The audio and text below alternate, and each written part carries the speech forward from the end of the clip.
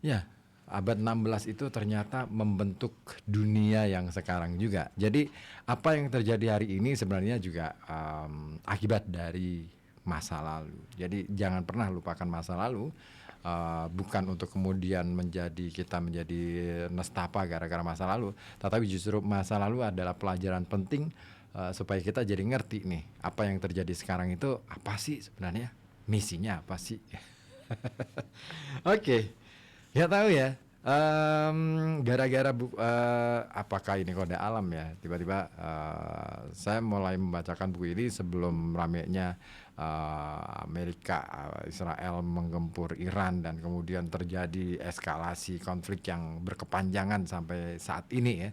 Tapi rasa-rasanya saya hanya berpikir bahwa ini penting banget buku ini, karena dari buku ini kita akan tahu bagaimana kemudian dunia terbentuk, dunia modern itu terbentuk, bagaimana kemudian ekspedisi Eropa, bangsa-bangsa Eropa ke beberapa benua, ke beberapa negara atau negeri zaman itu ya, belum ada konsep negara. Nah itu akhirnya membangun sebuah konsep tatanan dunia yang baru yang dinamakan modern. Nah, modernisasi itu kerap dianggap ya berangkat dari barat, maka kemudian muncul westernisasi, pembaratan. Oke, saya lanjut lagi untuk pembacaan buku kita, Rempah-rempah, Persaingan dan Perebutan pada abad ke-16 yang membentuk dunia modern. Tadi sudah sampai ke bagaimana kemudian para pelaut Spanyol ini kemudian mencapai Maluku gitu ya, sampai ke Kepulauan Maluku ya di sana, dan kira-kira apa yang terjadi setelah itu? Ya, beberapa orang dari pulau kecil di dekatnya, Rabo, datang mendayung sampannya untuk menyambut mereka. Dan orang-orang itu berbicara dengan kami dalam bahasa Portugis, sehingga membuat kami merasa sangat bahagia. Setelah semua jerih payah dalam perjalanan, ada perasaan rindu akan kampung halaman yang menyenangkan, bahkan saat mendengar bahasa rivalnya. Pada hari Minggu, tanggal 4 bulan tersebut, kami memasuki pelabuhan Zamafo melalui rangkaian pulau-pulau kecil yang dipenuhi dengan pepohonan yang sangat kecil. Mereka merasa sangat gembira karena telah mencapai tujuan pelayaran. Mereka memakan waktu 440 hari yang dihiasi badai dan cuaca tenang, suhu dingin yang sangat menusuk, dan kekurangan gizi. 7 kapal telah berangkat dari A Coruna. Hanya satu yang berhasil mencapai tujuan. Korban jiwa sangat besar. Dari 450 orang yang berangkat, kami sekarang hanya sebuah rombongan yang terdiri dari 105 orang saja. 40 orang telah mati sejak kami meninggalkan selat. Mereka benar-benar kelelahan. Sekarang mereka harus menghadapi orang-orang Portugis. Dan kira-kira apa yang terjadi setelah itu ketika mereka ketemu dengan orang-orang Portugis? Bab selanjutnya yang ditulis oleh Roger Crowley, penulis secara sekaligus sejarawan ya. Dia menuliskan judul bab ya, Perang Mini antara tahun 1526 sampai 1528. Nah, saya bacakan untuk Anda bab 8 ini. Ketika bangsa Portugis pertama kali mencapai Kepulauan Rempah-Rempah, mereka datang dengan serangkaian instruksi saksama dari raja yang dibingkai dalam tujuan damai. Saat berusaha memonopoli perdagangan rempah-rempah di Samudra Hindia, mereka menyadari telah memasuki dunia lain di daerah pinggiran luar ini. Dunia yang dahulu pernah berada di luar jangkauan mereka. Sekarang sejumput kebijaksanaan mulai meresap. Mereka tidak lagi memiliki ambisi politik atau militer. Kapal rempah-rempah kerajaan rutin melakukan pelayaran untuk mengangkut pala dan cengkih Tetapi perdagangan swasta juga diperbolehkan, meski bukan berarti tidak ada gesekan. Para pedagang dan armada bersenjata tidak boleh menyerang kapal lain atau menghalangi proses pemuatan komoditas. Dimanapun asalnya dan apapun agamanya, mereka harus mempelajari dan mengikuti dengan cermat teladan yang diberikan oleh pedagang pribumi lainnya, berpartisipasi dalam sistem perdagangan mereka, dan menghormati adat istiadat setempat sebagai sesuatu yang tidak dapat diganggu-gugat.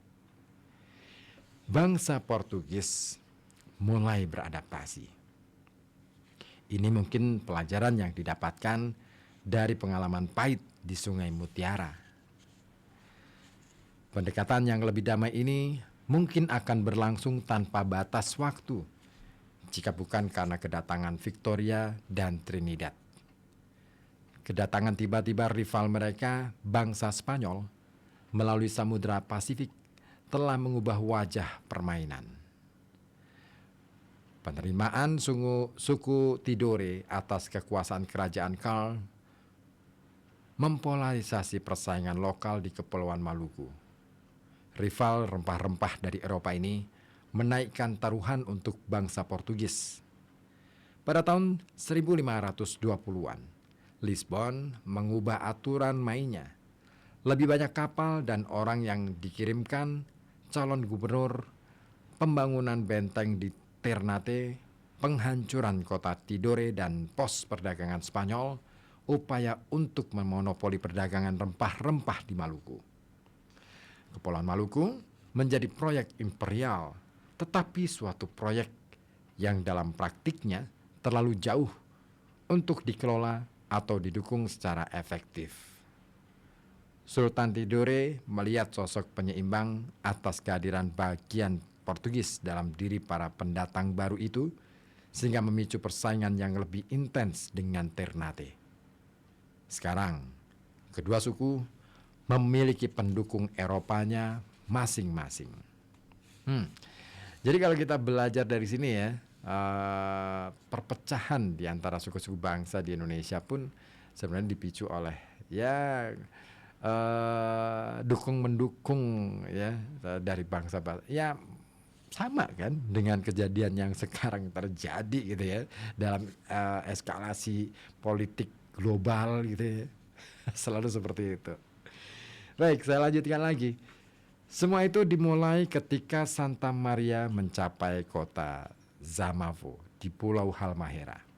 Di sini orang-orang Spanyol mempelajari melalui jasa yang tak ternilai dari juru bahasa mereka, Gonzalo de Vigo, situasi yang sebenarnya dan kompleksitas kesukuan dalam perpolitikan Maluku. Orang Portugis telah menghancurkan kota Tidore. Sultannya baru saja meninggal dan keluarga kerajaan melarikan diri ke ceruk yang padat dan tidak dapat diakses di wilayah gunung berapinya. Benteng Ternate mengawasi selat antar pulau-pulau yang bersaing tersebut. Orang Portugis memiliki kapal, tentara, dan persenjataan. Bagi penguasa Pulau Halmahera, sebagai daerah taklukan Tidore, kedatangan bangsa Spanyol adalah takdir baik. Aliansi formal dengan Kastilia pada 1521 akan dimulai. Para pendatang baru tersebut disambut dengan tangan terbuka, tetapi mereka harus melanjutkan dengan berhati-hati. Begitu mereka mengetahui keberadaan kami, Andres de Urdaneta diberitahu. Dom Gracia Henriques, kapten yang saat ini berada di benteng mereka dengan armada besar Raja Portugal, akan datang dan menangkap kami. Untuk menghindari pengawasan tentara Portugis, sebuah sampan diam-diam diberangkatkan ke Tidore pada malam hari dengan membawa kabar kedatangan Santa Maria. Berita balasan yang diperoleh menyatakan Sultan yang berkuasa saat ini, seorang anak laki-laki berusia 8 tahun, di bawah bimbingan sang ratu, ibunya, akan menyambut mereka dengan hangat. Di Halmahera, para pelaut yang kelaparan berpesta pora. Mereka mengirimi kami makanan dan minuman dalam jumlah banyak, cukup untuk memberi makan 100 orang. Pulau-pulau tersebut menjanjikan kelimpahan daerah tropis, babi dan kambing, serta nasi dan ayam, kelapa, pisang, dan banyak aneka buah lainnya. Meski dirahasiakan, berita tentang Santa Maria tidak bisa disembunyikan terlalu lama. Pada 30 November, hari Saint Andrew, Urdaneta yang saleh menandai kalender keagamaan sering berjalannya waktu. Sebuah kapal utusan datang mendekat dengan membawa sepucuk surat untuk komandan Spanyol dari komandan pihak lawan, Gracia Henriquez. Surat itu dibawa oleh kepala Panitera Ternate, Francisco de Castro. Bangsa Spanyol telah melanggar batas. Semua pulau itu berada dalam demarkasi Raja Portugal. Dia menuntut agar mereka melanjutkan perjalanan ke Ternate, tempat dia akan menerima kehormatan besar. Jika tidak, mereka harus meninggalkan pulau tersebut dan kembali ke Spanyol melalui jalan yang mereka lalui sebelumnya. Dari Carguezano datang tanggapan yang tegas. Tuliskan dengan terus menulis, tetapi kami datang bukan pergi. Dan klaim balasan otomatis, Kepulauan Maluku berada dalam demarkasi Kaisar Karl kelima dan oleh karenanya juga daerah sejauh 400 liga lainnya dari garis tersebut.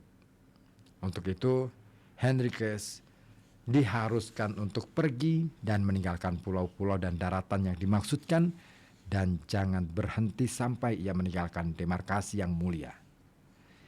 Selama 32 tahun setelah orang Iberia pertama kali membelah dunia menjadi dua bagian di Tordesillas, mereka mengulangi klaim sia-sia yang dibuat di Badajoz.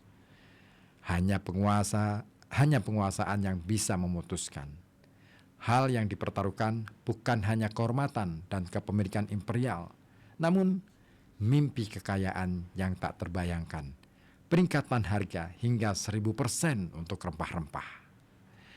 Dalam sikap yang nyaris kocak dari protokol aristokrat yang mudah tersinggung, surat balasan resmi dari Carguezano sengaja dibiarkan tanpa tanda tangan karena surat yang diterimanya juga tidak dibubui tanda tangan.